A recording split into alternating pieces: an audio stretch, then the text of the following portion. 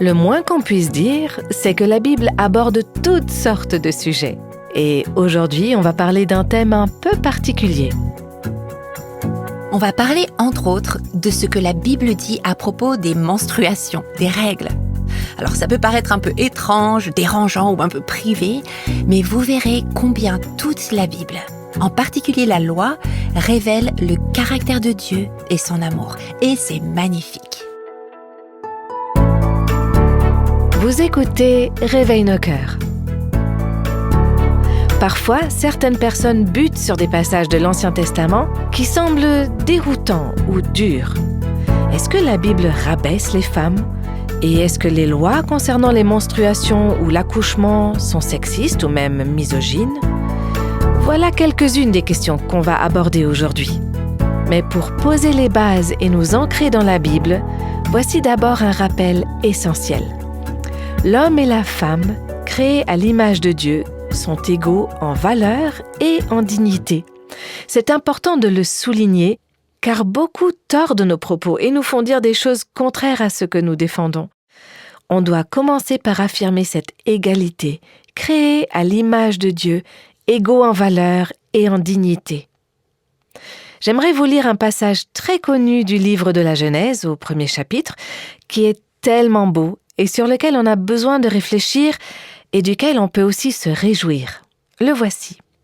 Puis Dieu dit: « Faisons l'homme à notre image, à notre ressemblance, qu'il domine sur les poissons de la mer, sur les oiseaux du ciel, sur le bétail, sur toute la terre et sur tous les reptiles qui rampent sur la terre. » Dieu créa l'homme à son image. Il le créa à l'image de Dieu. Il créa l'homme et la femme. Dieu les bénit. L'homme et la femme sont créés à l'image de Dieu, tous les deux d'une valeur et d'une dignité égale devant Dieu. Tous les deux ayant un accès égal à Dieu, tous les deux recevant ensemble, comme co-héritiers de la grâce de la vie, la responsabilité de régner sur la création de Dieu. C'est tellement important. Le Dieu qui nous a créés, avec une valeur et une dignité égales en tant qu'hommes et femmes, est le même Dieu qui a donné sa loi à Moïse. Et cette loi, on peut la lire dans les livres de l'Exode, du Lévitique, des Nombres et du Deutéronome, et cette loi se résume par l'amour.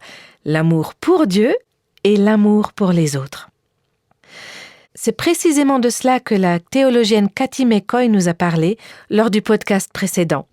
Elle nous a aidés à mieux comprendre comment le législateur, Dieu lui-même, révèle des aspects de son caractère à travers la loi. On a vu aussi combien c'est important d'être conscient des filtres culturels à travers lesquels on a tendance à lire l'Ancien Testament. Les différences entre l'époque d'alors et aujourd'hui, entre la culture hébraïque et la nôtre, peuvent rendre certaines de ces lois étranges ou même incompréhensibles à nos yeux. Alors on va maintenant écouter quelques exemples à ce sujet, alors qu'on continue cette conversation avec Kathy McCoy, à laquelle Rachel Denis prête sa voix. Alors, Kathy, maintenant, on va creuser un peu cette grande question, une grande question. Est-ce que, oui ou non, l'Ancien Testament rabaisse les femmes? Réponds à ça, s'il te plaît. Alors, c'est une très grande et une très bonne question, effectivement. Et si on est vraiment honnête, j'ai l'impression que beaucoup d'entre nous ne le disent pas ouvertement, mais n'en pensent pas moins. Il y a certains passages dans l'Ancien Testament, et surtout dans le Pentateuque, les 5 premiers livres de l'Ancien Testament, qui sont vraiment difficiles à lire. Mais je pense qu'il faut vraiment faire l'effort de les aborder dans ce cadre. On sait que Dieu est bon. On sait que ses lois sont bonnes. On sait que toute sa parole est bonne. Alors, où est le bien dans tout ça ? Plutôt que de les lire à travers notre filtre culturel, comme on n'a pas fait la dernière fois, qui dit s'il y a une quelconque restriction, une quelconque exclusion, ça doit être mauvais, ça doit être oppressif, ça doit être nuisible, ça doit être dégradant. Il faut chercher où est le bien dans tout ça. Oui, c'est vrai, c'est ça qu'il faut qu'on fasse. Je crois que c'est vraiment très important. Et d'ailleurs, ça me fait penser à un passage dans l'Ancien Testament, dans le livre des Nombres, qui peut vraiment, mais alors vraiment être très déroutant. C'est un passage, en général, on a plutôt tendance à l'éviter. Ah oui, tu parles de ce passage dans Nombre 5, assez long d'ailleurs. C'est versets 11 à 31, n'est-ce pas? Ouais. Un passage assez étrange, en effet. Et c'est un passage au sujet de la loi qui s'applique quand un homme pense que sa femme a commis un adultère. Et à mon avis, franchement, c'est un des chapitres les plus étranges de toute la Bible. Vraiment. Parce que si un homme croit que sa femme a été infidèle, il l'amène devant le prêtre, il y a toute une cérémonie publique, la femme doit boire une sorte de mixture, mais c'est incroyable, c'est vraiment très très bizarre. Et tout ça, toute cette cérémonie, c'est pour vérifier si elle a été infidèle ou non. Alors quand on lit ce passage, on peut se dire, c'est pas juste, pourquoi est-ce que la femme devrait subir ça? Et en plus, il n'y a rien d'équivalent pour le mari. Ouais, c'est exact, il n'y a rien pour le mari. Alors, encore une fois, il faut voir tout le contexte culturel de l'époque.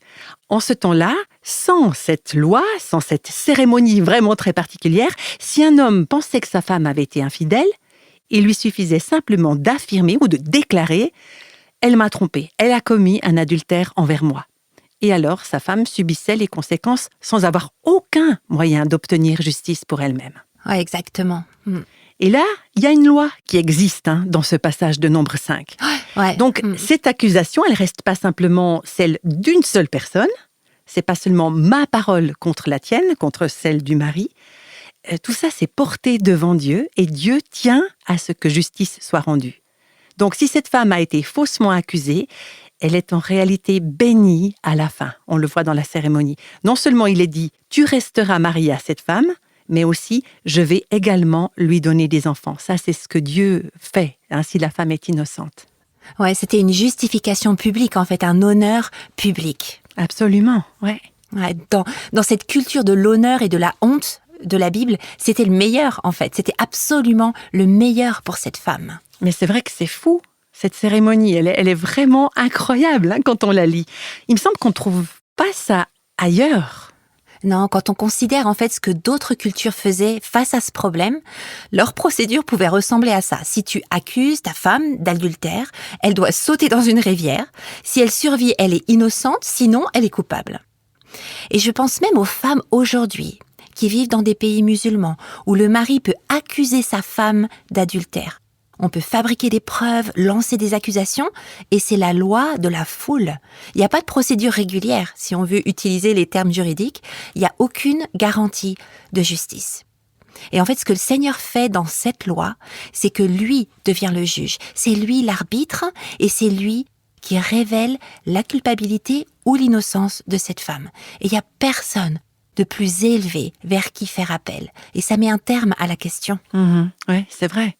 Et puis, il y a une autre chose qui me frappe aussi dans l'Ancien Testament, et ça a même transformé ma façon de voir les femmes, c'est la fréquence avec laquelle elles apparaissent dans des moments clés, dans des moments héroïques. Et il y a un exemple qui me vient en premier à l'esprit, c'est dans le livre de l'Exode, une magnifique histoire de rédemption. Et quand on pense à ce livre de l'Exode, souvent, on imagine Moïse avec son bâton face à la mer Rouge, c'est très théâtral. Mais il faut retourner voir comment l'histoire a commencé. Parce que dès le début, on voit apparaître des femmes, il y en a 5, qui entrent en action pour préserver la vie d'un bébé menacé. Elles protègent la vie d'un enfant. Il y a tout d'abord les 2 sages-femmes du peuple, qui œuvraient dans le peuple. Il y a aussi la mère de Moïse, il y a Myriam, la sœur de Moïse, il y a la fille du Pharaon. Il y a toutes ces femmes. Tout le livre commence avec des femmes. Mais c'est incroyable, ça. Ouais, c'est incroyable, en effet. Et si Moïse reste en vie, c'est uniquement grâce à des femmes qui ont agi avec courage face à de grandes menaces. D'ailleurs, on se rappelle que Pharaon a donné l'ordre aux sages-femmes de faire mourir tous les bébés garçons. Mais elles ont refusé d'obéir. Ouais, c'était drôlement courageux, ça c'est sûr. Ouais. Et puis on voit que Dieu les a bénis.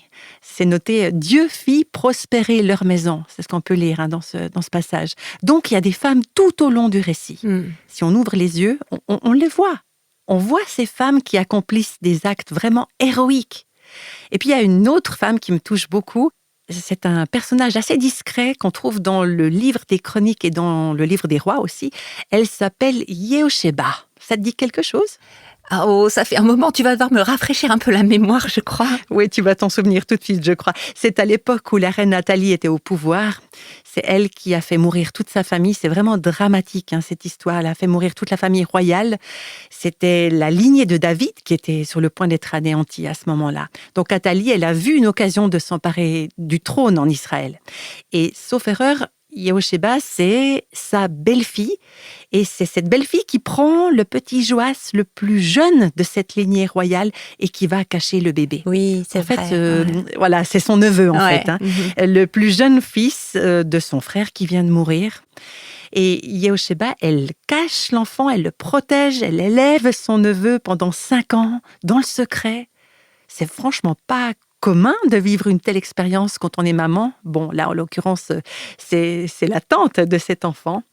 Mais Yehosheba, c'est une femme qu'on connaît encore maintenant pour avoir pris soin d'un enfant qui n'était pas le sien, et ça au péril de sa propre vie.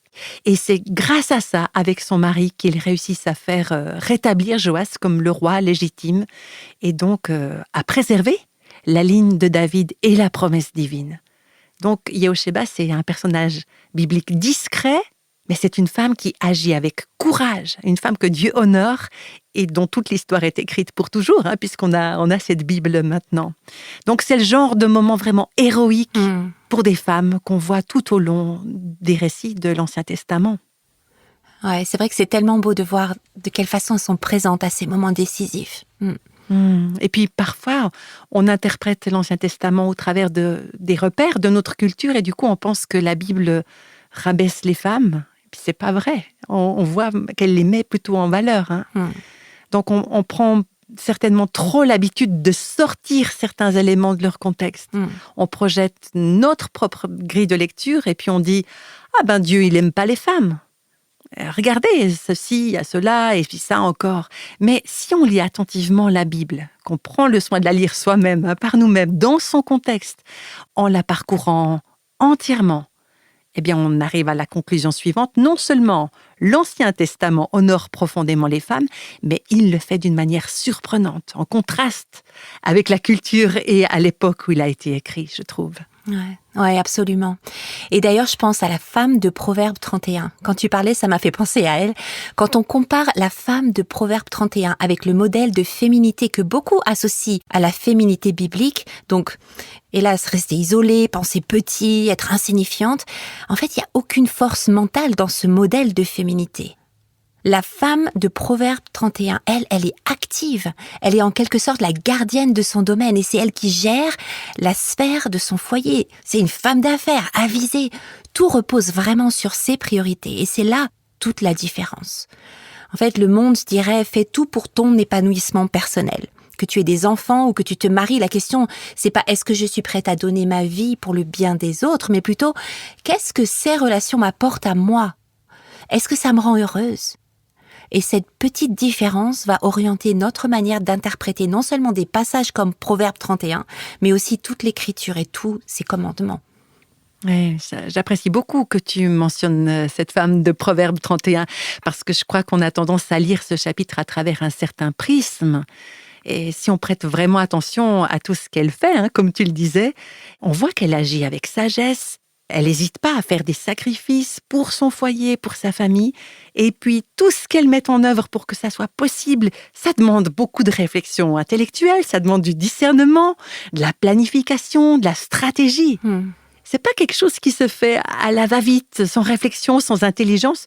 Et je crois que c'est parfois l'idée qu'on peut se faire de cette femme, justement. Mais c'est vraiment une femme qui prend des décisions en utilisant les ressources et les opportunités dont elle dispose dans les sphères d'influence qui sont les siennes, non seulement dans son foyer, mais aussi dans la communauté. Donc, elle ne se contente pas de prendre soin de son foyer, elle ne reste pas enfermée chez elle, c'est encore quelque chose que tu soulignais. Il y a vraiment en elle une activité au sein même de la communauté qui l'entoure. Et moi, je trouve que ça, c'est très, très moderne, si on peut dire. Ouais. Je ne sais pas si les gens perçoivent ça comme ça, mais je pense que c'est un très, très beau portrait d'une femme qui dit « Je prends soin de mon foyer et je suis engagée dans ma communauté ». Et je trouve que c'est un chapitre particulièrement frappant, ce chapitre de Proverbe 31. Et que si on ouvre les yeux et qu'on l'étudie un peu, eh bien, il nous révèle une illustration magnifique de la féminité. Ouais, je suis d'accord, je suis vraiment d'accord. Elle envoie ses enfants dans le monde, en fait, et elle fait fructifier son travail et elle étend son influence dans la communauté. Ouais, mais encore une fois, tout repose sur les priorités. Parce que deux femmes, elles peuvent avoir des vies très semblables, hein, toutes deux chefs d'entreprise, toutes deux mamans, et pourtant, leurs priorités peuvent être très différentes dans la manière dont elles accomplissent ces responsabilités. Oui. Alors, Cathy, je te propose qu'on passe maintenant au sujet qui est évoqué dans le titre de cet épisode, c'est-à-dire les lois de l'Ancien Testament qui concernent des aspects très liés à l'aspect biologique du corps féminin, comme les menstruations, l'accouchement ou encore les relations sexuelles. Et oui, c'est important de parler de ces lois biologiques, en fait, et elles sont très intéressantes. Alors, est-ce que certaines d'entre vous ont déjà lu les lois concernant les règles ou l'accouchement et ressenti un certain malaise? Alors oui, en tout cas, c'est arrivé pour moi. Et pourquoi? Parce qu'elles peuvent donner l'impression que les femmes sont exclues ou punies pour quelque chose qui n'est pas de leur faute. Et quand on y pense, c'est Dieu qui nous a créés avec des règles. Mais oui. Alors pourquoi est-ce qu'il punirait les femmes pour ça? Mais en fait, quand on plonge et qu'on cherche un peu, c'est pas du tout une punition. Et on va regarder ça de plus près pour comprendre pourquoi. Alors, dans la loi biblique, il existe des catégories spécifiques. On va être un peu dans la théorie là, mais je pense que c'est important pour comprendre la suite. Donc, dans toute la loi hébraïque, et encore aujourd'hui dans la culture hébraïque, chez les juifs pratiquants, il y a une importance accordée à la distinction. Maintenir des catégories claires et des limites bien définies, en veillant à ce qu'elles ne soient pas brouillées, qu'elles ne se mélangent pas. Dans la loi biblique, tout est soit commun, soit saint. Et si quelque chose est commun, ça ne veut pas dire que c'est pas précieux, non, pas du tout. Ça veut dire simplement que ce n'est pas saint, que ce n'est pas mis à part. Souvent dans la Bible, saint veut simplement dire mis à part pour le Seigneur, consacré, réservé pour Dieu. Et tout le reste, tous les autres, sont communs. Vous pouvez imaginer ces différents objets dans le temple. Ceux-là sont saints. Les prêtres aussi sont consacrés à l'Éternel. Et tous les autres, en revanche, sont considérés comme communs. Tout ce qui est commun, par contre, peut se diviser en deux catégories, en quelque sorte deux sous-catégories, si on veut. Si vous êtes commun, vous pouvez être soit pur, soit impur. Si vous êtes pur et commun, ça veut dire que vous pouvez vous approcher des choses saintes. Vous pouvez entrer dans le temple. Mais si vous êtes commun et impur, pour une raison ou pour une autre, alors vous ne pouvez pas vous approcher des choses saintes. Vous ne pouvez pas être en contact avec ce qui est saint et mis à part pour le Seigneur. C'est un petit peu particulier quand même, hein, ces termes pur et impur, je trouve. Oui, c'est vrai. Quand on entend pur et impur, on a souvent tendance à penser en termes de coupable et innocent. Et c'est effectivement une catégorie qui concerne la pureté morale ou l'impureté morale. Mais ce dont on parle aujourd'hui, c'est pas moral ou immoral, c'est simplement rituel. La pureté et l'impureté rituelle concernaient la manière dont les gens vivaient, interagissaient les uns avec les autres et adoraient le Seigneur au quotidien. Est-ce que tu peux nous donner un exemple concret, justement ? Oui. Alors, par exemple, on va imaginer qu'on vit à l'époque du peuple juif dans la Bible. Si moi, en tant que personne, je marche et que j'entre en contact avec, par exemple, la carcasse d'un animal mort, je deviens rituellement impur. Ça veut dire que si je te prends dans mes bras, que je te fais la bise ou quoi que ce soit, tu deviens aussi rituellement impur. C'est un peu comme si ça se transmettait. Et puisqu'on est maintenant toutes les deux rituellement impures, on doit attendre une journée entière, et puis on doit se laver, prendre un bain, et ensuite on est à nouveau considéré comme pur. Donc jusqu'ici, personne n'a fait quelque chose de mal. Mais si, après avoir été en contact avec un animal mort, sachant que je suis rituellement impure, je vais quand même présenter un sacrifice à l'Éternel dans le temple, alors là, on franchit une limite. C'est grave. C'est profaner, en fait. C'est comme traiter quelque chose de banal, sans valeur, ce qui est saint aux yeux de Dieu. À ce moment-là, je pourrais m'attendre à une sanction très sérieuse parce que j'aurais choisi de m'approcher de Dieu selon mes propres conditions et pas selon les siennes. En fait, toutes ces lois sont pédagogiques et elles enseignent quelque chose au peuple de Dieu. Et ce qu'elles ont en commun, qu'on parle des menstruations ou de l'accouchement, c'est l'impureté rituelle liée à l'écoulement de sang. Chaque fois que le sang apparaît dans l'Ancien Testament, il doit être traité avec respect parce que le Seigneur dit « la vie est dans le sang ». Et qu'est-ce qu'on sait du rôle de la loi ? On le voit dans Galates 3 en fait. La loi est le guide chargé de nous conduire à Christ. Et ce que le Seigneur fait à travers sa loi, et en particulier dans les passages qui parlent de la manière de traiter le sang, peu importe d'où il vient, ni de qui il vient, c'est préparer son peuple à honorer et à révérer le sang de l'agneau qui ôte le péché du monde. Je trouve extraordinaire de voir comment tout ça nous conduit vers le Seigneur Jésus. Oui, tout dans la Bible nous conduit vers Jésus. Mais il y a aussi autre chose dans ces lois, et on le découvre en les approfondissant. Elles contribuaient aussi, alors c'est très concret, à limiter la propagation des microbes. On est ici bien avant le gel antibactérien, les lingettes, les antibiotiques, bien avant la médecine moderne, même avant que les gens sachent ce que sont les microbes. Et pourtant, on voit que l'obéissance à ces lois aidait à réduire la propagation des infections et des maladies. Mais attention, c'est pas l'objectif principal. L'objectif premier, c'est de révéler Dieu. Mais comme toutes les lois de Dieu, ce qui révèle Dieu, c'est aussi pour notre bien. C'est aussi pour le bien, le bénéfice et la santé de l'humanité. Ouais, ça avait aussi une application biologique, en fait, pour éviter des propagations. C'est fou. Alors, en ce qui concerne les menstruations, il y a aussi des lois spécifiques dans l'Ancien Testament, c'est juste ? Oui, c'est ça. Et il y a aussi des lois concernant les menstruations dans Lévitique 15. Alors, je vais vous faire un petit résumé, simplement pour gagner du temps.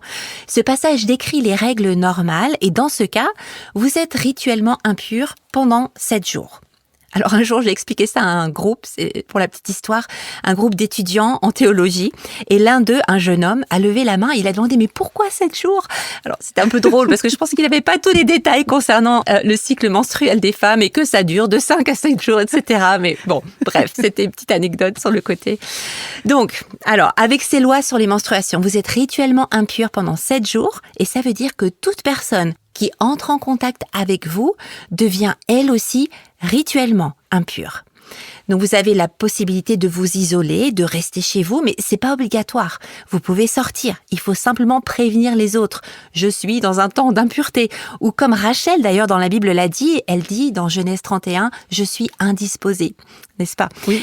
Et à partir de là, les gens savaient, ok, si je la touche ou si je lui fais une accolade ou etc., je deviendrai moi aussi rituellement impure. L'autre restriction, c'est que son mari ne pouvait pas avoir de relation sexuelle avec elle. C'était une abstinence totale pendant 7 jours. Et on va voir dans un instant pourquoi c'est important. Alors certains interprètes disent aussi que tout ce qu'elle touchait pendant cette période devenait rituellement impur. Par exemple, les objets de la maison. Et c'est pour ça qu'elle avait son propre lit, qu'elle dormait à part, avec un lit séparé, une chaise à elle. Et elle n'était pas non plus autorisée à se rendre dans un lieu de culte, tout endroit considéré comme saint. Alors, mesdames, voilà comment ça fonctionne. La loi de Dieu est tellement oppressive, entre guillemets, que quand vous avez vos règles, le Dieu de l'univers vous dit d'aller vous allonger, de prendre une pause et de vous reposer. Ah bah si c'est ça, être opprimé, moi je veux bien, hein, ça ne me dérange pas du tout. Ouais, et puis comme ça, moi aussi, c'est sûr. Alors, vous savez, aujourd'hui, on applaudit les entreprises modernes qui donnent des congés menstruels. Ça existe vraiment aux femmes.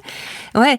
Et les femmes ne sont pas malades, mais on reconnaît simplement qu'elles ont besoin de travailler de chez elles ce jour-là et on célèbre ça. Oh là là, on se dit c'est tellement progressiste. Eh bien, c'était déjà dans le livre du Lévitique. Ouais, c'était déjà là. Alors, on va parler maintenant des lois qui concernent l'accouchement. Ouais, et là aussi, c'est quelque chose qui est très souvent mal compris. Alors, après la naissance d'un petit garçon, la femme est donc rituellement impure, on l'a vu.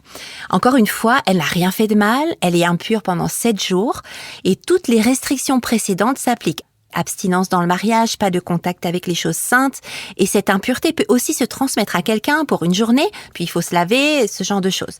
Elle est donc impure pendant 7 jours, et puis 33 jours.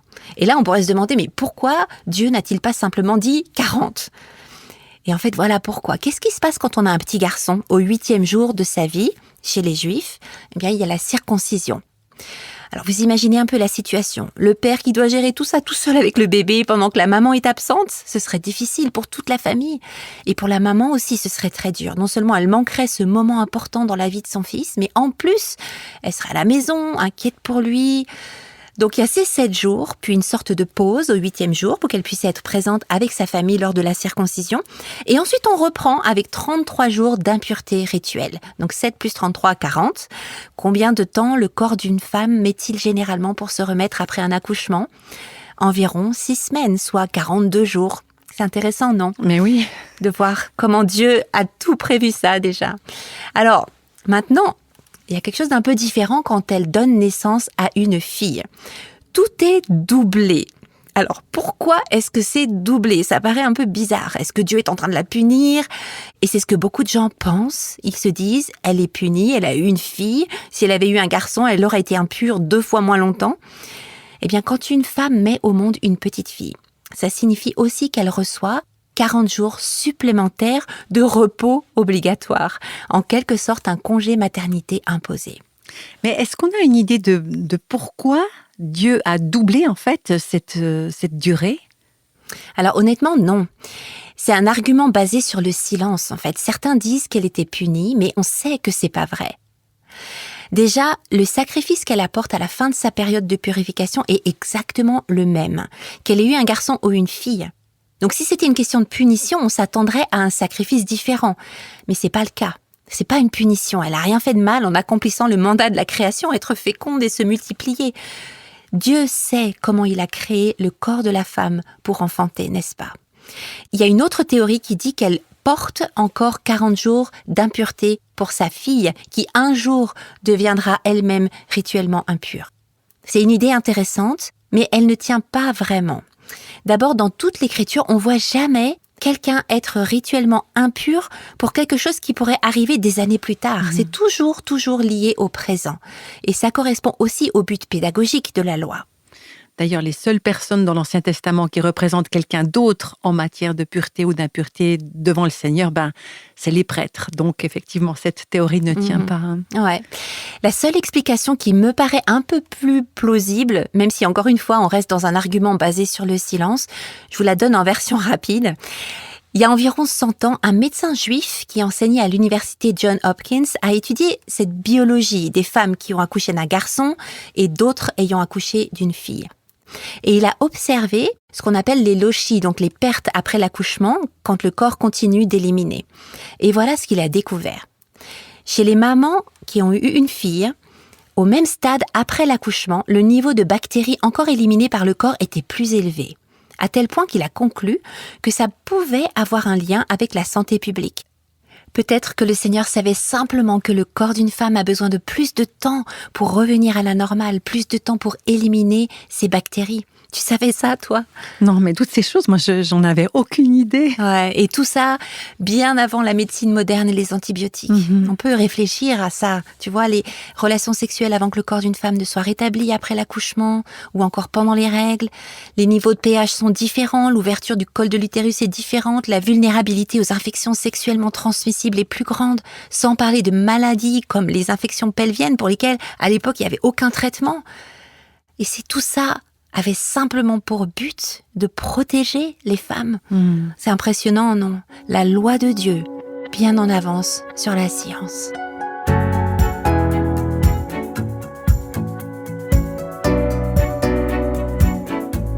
Quand on commence à regarder au-delà de la surface des lois de l'Ancien Testament, on découvre de belles expressions de l'amour de Dieu pour les femmes. La prochaine fois, on sera de retour avec le dernier épisode de cette série sur les lois de l'Ancien Testament concernant les femmes. On abordera plus particulièrement les lois liées aux agressions et à ce que l'on peut appeler la honte imposée. On expliquera tout cela dans le prochain épisode. Alors à très bientôt, ici sur Réveille nos cœurs.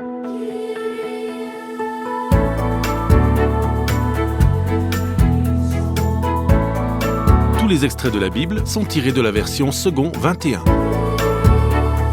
Réveille nos cœurs est le ministère francophone de Revive Our Hearts avec Nancy DeMoss Wolgemuth.